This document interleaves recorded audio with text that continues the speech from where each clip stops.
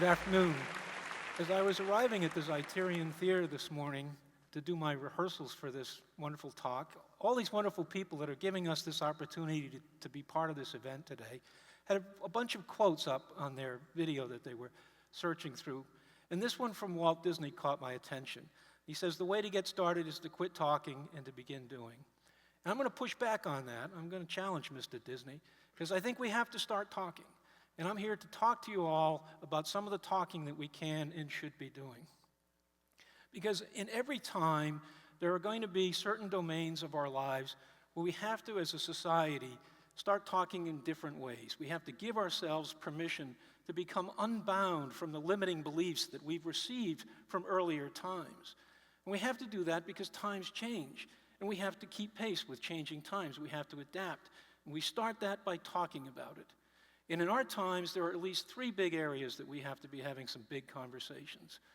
One is education, another one is energy, a third one is finance. Lots of people talk about education. Even more people these days are talking about energy. I want to talk to you about finance. I want to take you on a journey, an expedition of exploratory engineering into some new ways of thinking about and talking about finance and about our own personal individual role in our global financial system today. And I'm going to start that story with a little story about ants. See, a while back I was watching a PBS documentary on Edward O. Wilson. E.O. Wilson is a scientist, a famous sociobiologist. And in 1975, he gave the world a book that he called On Human Nature. And in this book, he shared with us some observations that he's made about the similarities between ant societies and our own human societies. And you can imagine that caused quite a stir, because a lot of scientists are thinking, well, we should be looking more towards chimpanzees because they're our closest genetic relatives. But in this documentary I was watching, E.O. Wilson made the observation that chimpanzee societies really are not like our societies that much, because chimpanzees don't collaborate. Ants collaborate. And that's the similarity that E.O. Wilson has pointed us to, that we collaborate like ants. And I think, there's a lot of resonance to that importance of collaboration, but that's not the whole story for us, because in addition to collaboration, we are creative. Ants are not creative. The history of ants is that at one point there were some ants, and at a later time there were some different ants. But all these ants just did the same. They all did the same ant things. Ant societies don't ever evolve. Ants don't make culture. Ants don't make civilization. Ants don't have events like this. But we do. This is, this is what we do. We make history. We make change. We take the world about us as we find it, and we change it to be more of a way that we like it to be. And our history is the history of this changing. And there's a tremendous amount of creative collaboration that goes into this changing that makes our history. And it starts with knowledge and with new learning. We can call that science and technology. And then there's art and there's design. We actually imagine things that can be before they even are. And then we push the envelope that much further, and we start to figure out how we would make these things that don't actually exist perform to fit the purpose that we imagine they can fit. And we've got a good design. We go to engineering and construction. We start actually making these things that we imagine can be according to these designs that we've created for them. And when we've got a good design, we get enterprise and exchange, the business of business. We start putting this stuff out into the marketplace so that the community can access it and use it and make their lives better. And the last part is finance, the topic I want to talk to you about today. Because finance is not something that people often associate with this creativity, but it is very important to this process of creative collaboration, because it's through finance that we as a society decide which of our creative collaborations for evolving our future are actually can, should, and will be made to happen. And the problem that we have with finance, we do have a problem, because although we all know we're part of this system, and it's a very important system, very many of us don't really understand this system very much. And we're a little bit intimidated maybe by it. We find it mysterious. And so we're very happy to leave finance to the experts. And the problem in doing that is these experts aren't listening to us. Part of the reason is the financial system that we have constructed right now today, we don't really have a voice in it. And part of the reason is that financial system is starting to devolve into a system of casino capitalism, and our voices just can't be heard on the floors of these casinos. This isn't our best. We can do better than this. We have the tools and we have the technology, we're just not using them. And the first step to starting to use them is to talk about them. And the first tool that I want to talk about, the first technology, is the pension fund. As we already have these vast aggregations of the savings of society, this is our money, it's your money and my money, that we have entrusted to the good judgment of our pension trustees. And these pensions are extremely important for life in our times, because a reality of our life is that eventually, sooner or later, all of us are going to have to retire. And we all want, when it's our time to retire, to do so with a modicum of dignity as our reward that we've earned for a lifetime of hard work, of good citizenship, and of collaboration. And pensions can deliver that to us. They can do it by using the law of large numbers. So we build up these large reservoirs of money that's been set aside for the retirement provision. And we each pay into this on an average cost basis, and that's what makes the process affordable. And then we each take out of this reservoir when it's our time, according to our own experience, and that's what makes it dignified. And the magic of the law of large numbers is that this pension pool averages out the payouts, so that at the level of the pool overall, it's always averages in, averages out, and it works well. But there's one more bit of magic to this whole formula that I want to talk to you about today, and that's something that I call the pension float. And there are very important features about this float. First of all, it's very large. The amount of money that we aggregate and set aside for retirement in our society today is a huge amount of money. And it's a purposeful amount of money. This isn't just extra money we have and we don't know what to do with, so we put to one side. This is money we put to one side for the very specific purpose of giving ourselves income security in retirement with dignity and with affordability. And there's a third feature to this pension float that's also very important that we need to talk more about and that we don't.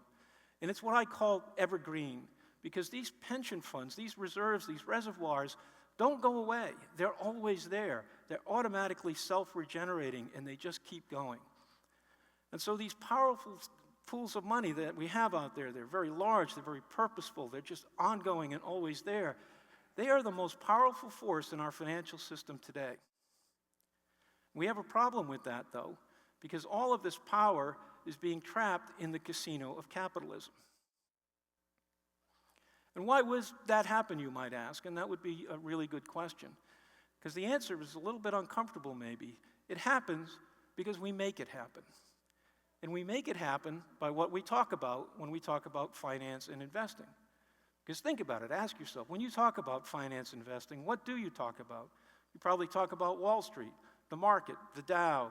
Some of the more sophisticated of us might look at some of the other investment activities, hedge funds, derivatives, other alternatives. These are all variations on this Wall Street system of trading.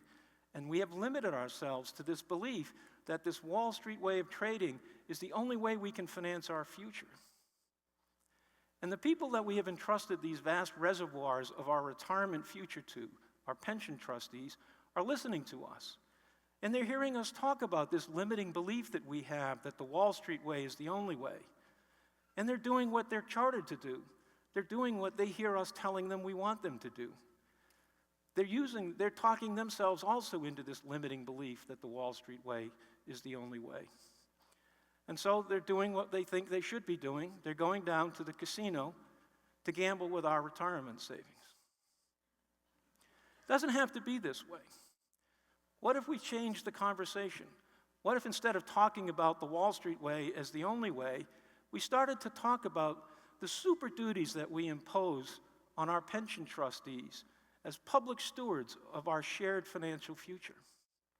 What if we started talking to each other also about the superpowers they have, this awesome power of this pension float that we entrust to their good judgment so that they can exercise good stewardship?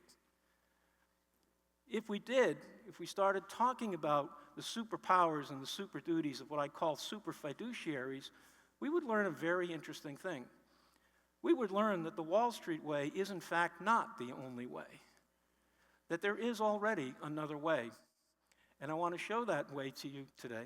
You see, Wall Street may beat in the heart of New York City, but Wall Street trading did not finance the New York skyline. Talking financed the New York skyline. Our pension trustees, together with the people who work in the insurance industry, sat down with creative, with enterprising real estate developers and had a conversation. They talked about the buildings that these real estate developers imagined could be built in New York. And they collaborated in figuring out how we could make that happen. I want to tell you about the tools that they use to do this, because these are the tools that we all use for information and communication technology. They use cell phones, they use email, they use the internet, they use the World Wide Web, they use this whole construct of social media that is really allowing us to connect to each other and to communicate and to talk with each other in truly unbound ways. And there's some other more technical things they do. They use spreadsheets to model the expectations for the cash flows, the future cash flows that they're working on collaborating. And they use desktop publishing technologies to write the private laws that are going to give legal meaning and consequence to those modeled expectations. And some of this, as I say, is technical and it's expert, and it's perfectly appropriate for us to leave that work to the experts. But what I want to impress upon you is that we need to know that we have these tools, we have these technologies, and we have this capacity. So you ask yourself, well, if our superfiduciaries can use these tools to finance the big apple, why can't they finance this apple as well? And I want to tell one more story before I wrap up our journey. And it has to do with energy and why this conversation is also important. And it has to do with the transitions that we have to be making to a new energy economy. One of the projects that I'm privileged to be working on is with a company that does geothermal energy systems. For those of you who don't know what geothermal is, it's a renewable energy choice, a regenerative energy choice that starts with what science teaches us about these deposits of very hot rocks that can be found deep below the surface of the earth, but not too deep. And the engineering part of it is, well, we drill some holes into these hot rock zones, we pump some water in, that water turns into steam, we bring that steam back to the surface, and now we have steam that we can use to spin turbines and make electricity. And one of the interesting things that this project that we're working on is trying to do is see if we can't start an orderly transition of coal-fired power plants into these geothermal plants. Can we start to ramp up some geothermal power, and as we do, reduce the amount of coal that we're burning, and in that way have an orderly transition to a new energy future? And the point that I want to tie this back to is the Wall Street system can't finance that transition, because the Wall Street trading system is built to finance growth. And when they talk about growth, they're talking about growth in a future selling price. And transitions are not growth. A transition is just replacement. But when we think about the pension float and this pool of money, the reservoir for our retirement, that can finance transitions, because what that reservoir needs from its investments is to keep itself full and flowing towards a better future. And cash flows can do that. And it really doesn't matter to the success of a pension plan if the cash flows that it needs are coming from geothermal energy and a regenerative energy choice, or from old school coal combustion. So we have this tremendous opportunity that we need to start talking about of harnessing that power that's in the pension float to start financing transitions for us. And when I tell people this story about these transitions, a lot of times I say, gee, that sounds very interesting. And we really like the other thing that goes on this is we're transitioning in this way. We're not destroying economies. We're not putting coal miners out of work. We're giving them a new future in the geothermal aspect of the business. And they say, that's really great. We should be doing that. Are our superfiduciaries, are our pensions doing that? And my answer is, they're starting to. But this is still very new thinking, and they're still learning. And there's also this other issue that we have to deal with, because they're a little bit confused about what their charter is and what they're allowed to do. On the one hand, they're thinking about this new thinking about how they can finance these transitions, and they're saying, that sounds really good to us on a lot of levels, and we'd like to be doing that. On the other hand, they're still hearing us talking about our limiting belief that the Wall Street way is the only way, And so they're under this conflicting pressure. What do we do? How do we do right by the people that we're stewards for? And when I tell that story, a lot of times I get this pushback. People say, well, are these people really listening to us? And I could go into an attempt to try and convince you that based on my personal experience in working with these folks, I know they're good folks. They take their stewardship responsibilities really seriously. They very much want to do a good job. But another way is to leave you with a question, which is what if? What if our superfiduciaries are in fact listening to us? What do we want to say to them? What do we want them to be hearing from us? And that's the talk that I wanted to encourage you with today. So thank you very much for your time.